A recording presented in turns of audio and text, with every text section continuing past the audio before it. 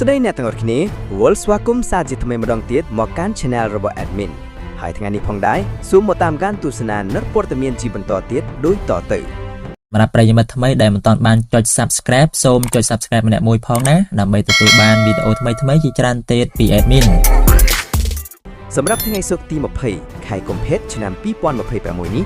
Admin នឹងលើកយកព័ត៌មានខ្លីមួយទាក់ទងនឹងកីឡាករ Erling Haaland របស់ Manchester ក្លឹបសេដ្ឋីបារាំងត្រៀមចាយលុយទៀតហើយពេលនេះក្លឹប PSG បានសាកសួរពីស្ថានភាពរបស់ Erling Haaland នៅ Manchester City ក្លឹបបារាំងចង់ចុះហត្ថលេខាជាមួយគាត់ប្រសិនបើកីឡាករ Norway រូបនេះសម្រេចចិត្តចាក់ចេញបន្ទាប់ពីកិច្ចសន្យារបស់លោក Guardiola ផុតកំណត់នៅឆ្នាំ